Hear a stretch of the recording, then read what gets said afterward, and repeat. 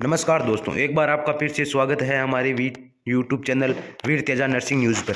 आज हम बात करने वाले हैं अमसन का एक इम्पोर्टेंट टॉपिक है। अमसन का एक इम्पोर्टेंट टॉपिक जो रेस्पिरेटरी सिस्टम जिसके डिसऑर्डर के बारे में बात करने वाले हैं। अमसन के जो फर्स्ट टॉपिक है हमारा रेस्पिरेटरी सिस्टम डिसऑर्डर, उसके बारे में सब हम दो डिजीज़ के बारे में बात करने वाले हैं। सबसे पहली थी निमोनिया, इसके बाद है एम्फाइमा। ये क्या होती है, इनकी क्या डेफिनेशन है, क्या कोज है, क्या साइन सिम्टम है, क्या ट्रीटमेंट, क्या मेडिकल ड्रग्स यूज में ली जाती है इससे डिसऑर्डर को ट्रीट करने के लिए। तो अब हम सबसे पहले चलते हैं कि निमोनिया क्या होता है। अब हम देखने वाले हैं कि उनकी निमोनिया की डेफिनेशन क्या होती है। निमोनिया की डेफिनेशन सबसे पहले हम नोट्स के माध्यम से पढ़ते हैं कि इसमें क्या लिखा है। जो लंग्स की एल्विलाई सेक होती है, जिसमें होने वाले इन्फ्लामेशन को ही हम निमोनिया के नाम से जानते हैं। यानी अब हम देखते हैं डायग्राम के माध्यम से कि क्या इसमें मेंशन किया गया। डायग्राम के माध्यम से जो हमारी जो ये एल्विलाई नज़र आ रही है, यहाँ पर जो ऑक्सीजन का ट्रांसप्लांट होता है, जहाँ से O2 को हमारे शरीर में ब्लड के साथ छोड़ दिया जाता है, और जो CO2 ब्लड के साथ यहाँ पर आती है वो इससे एक्सचेंज होकर वापस चली जाती है। तो एल्विलाई यहाँ पर एयर का एक्सचेंज होता है, जहाँ पर फ्लूइड का एक्युमुलेशन हो जाता है, जिसके कारण प्रॉपर रूप से ऑक्सीजन का एक्सचेंज या ट्रांसपोर्टेशन सही नहीं होता है। इसी के कंडीशन के को हम निमोनिया के नाम से जानते हैं। अब हम देखते हैं कि क्या कितने टाइप होते हैं निमोनिया के। अगर हमारी देसी भाषा में हम देखें तो, अगर हॉस्पिटल या मेडिकल टर्म में देखें तो ये दो प्रकार के होते हैं। एक है हॉस्पिटल एक्वायर्ड निमोनिया और दूसरा है कम्युनिटी एक्वायर्ड में केप एंड हेप इसके नाम से दो टाइप होते हैं निमोनिया की। इसके बाद कौन सी कोज होती है जिसके कारण निमोनिया की कंडीशन हमें देखने को मिल सकती है। जिसके बाद सबसे पहला मोस्ट कॉमन कोज होता है वो है स्ट्रेप्टोकोकस निमोनिया।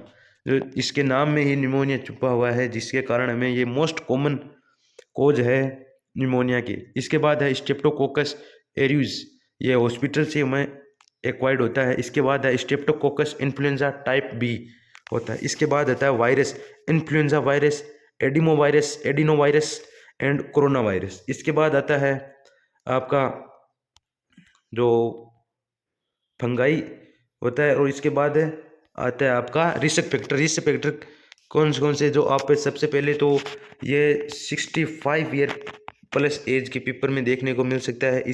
और जो लेस देन छोटे से छोटे देखें तो हम 2 से 4 ईयर के बच्चे में देखने को मिल सकता है। इसके बाद जिसका इम्यून सिस्टम वीक होता है उसमें हमें ये देखने को मिल सकता है। इसके बाद COPD का पेशेंट होगा। इसके बाद एयर पोल्यूशन होगी वहाँ की जहाँ पर हमें ये देखने को मिल सकता है। इसके बाद साइन सिम्टम आते हैं निमोनिया के। सबसे पहला and most important sign symptom यही है, जो डिस्पीनिया यानी ब्रीथिंग में डिफ़िकल्टी होती है ये कंडीशन होने के बाद। इसके बाद आता है चेस्ट पेन होता है, फीवर होती है, फटीग हो जाता है। इसके बाद म्यूकस सीक्रेशन विद कफिंग। इसके बाद आता है आपका साइनोसिस, स्वेटिंग, एनोरेक्सिया एंड टेकिपीनिया ये कंडीशन देखने को मिल सकती है। इसके बाद डायग्नोसिस एंड इवाल्युएशन क्या होता है, जिसमें physical examination and history taking की जाती है। इसके बाद chest x-ray, CT scan, bronchoscopy and इसके बाद blood examination CBC and ESR। इसके बाद पल्स ऑक्सीमीटर जो 90 ईयर से ऊपर पीपल है उसमें किया जाता है पल्स ऑक्सीमीटर टेस्ट। इसके बाद जो मेडिसिन्स है वो क्या क्या दी जाती है, जिसमें सबसे पहली 2 एंटीबायोटिक ड्रग्स है वो दी जाती है, जिसमें उस पहले का नाम है एजिथ्रोमाइसिन और दूसरी का नाम है एमोक्सिलिन। ये 2 ड्रग्स जो एंटीबायोटिक के रूप में निमोनिया के पेशेंट को दी जाती है। इसके बाद अगर सीवियर कंडीशन होगी तो आपको IV के माध्यम से आपको मोक्सीफ्लोक्सिन और एमोक्सिक्लेव नाम से ड्रग्स आ जाती है। उसको हम IV के नाम से IV के रूट से दी जाती है।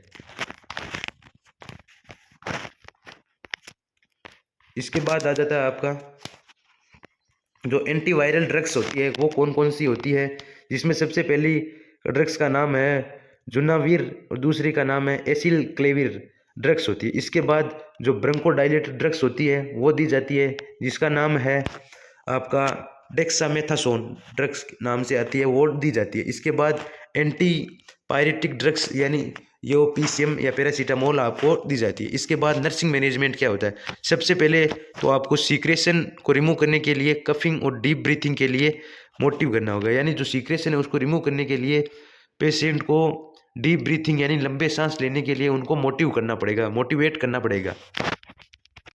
इसके बाद आपको पेशेंट को O2 सप्लाई करवानी है आर्टिफिशियल माध्यम से। इसके बाद आपको पेशेंट को ब्रोंकोडायलेटर ड्रग्स जो हमने यहाँ पर ऊपर बताई थी आपको, जो डेक्सामेथासोन ड्रग्स के नाम आती है, वो आपको प्रोवाइड करनी है। इसके बाद पेशेंट को वेल बैलेंस डाइट प्रोवाइड करनी है और पेशेंट को जो इनटेक है डाइट का वो आपको मेंटेन करना है और चेक करना है। इसके बाद अब दूसरी मेडिकल कंडीशन है रेस्पिरेटरी सिस्टम की, जिसे एम्फाइमा के नाम से जानते हैं।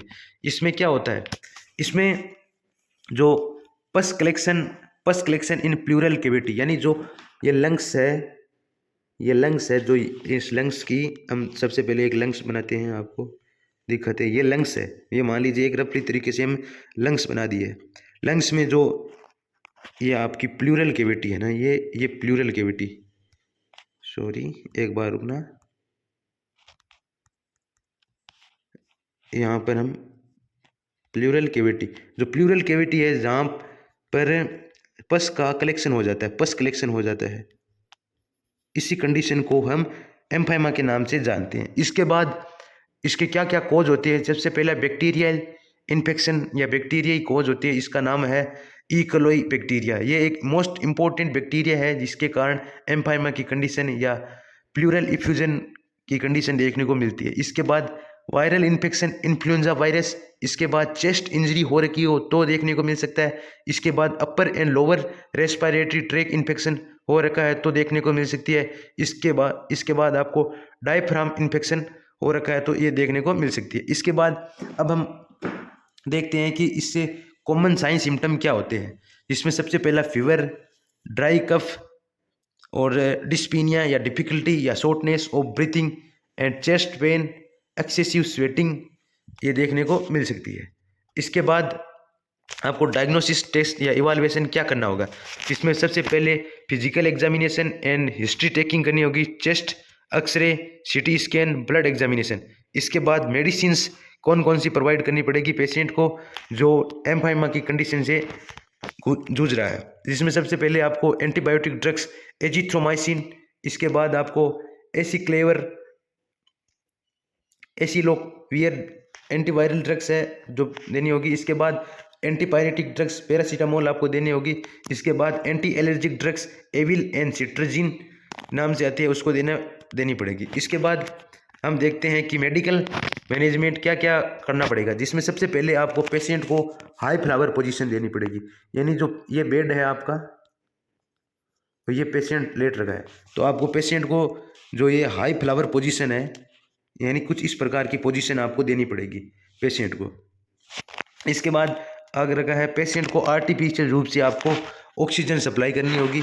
इसके बाद पेशेंट को टेम्परेचर मेंटेन करने के लिए कोल्ड स्पंजी प्रोवाइड या कोल्ड थेरेपी प्रोवाइड करनी पड़ेगी। इसके बाद आपको पस को ड्रेनेज करने के लिए deep breath exercise chest physiotherapist के लिए मोटिवेट करना पड़ेगा, यानी पेशेंट को जो पस है उसको ड्रेनेज करने के लिए deep breath exercise chest physiotherapist करनी पड़ेगी, उनके लिए मोटिवेट करना पड़ेगा पेशेंट को। इसके बाद है पेशेंट को साइकोलॉजिकल सपोर्ट प्रोवाइड करना चाहिए एक नर्स को।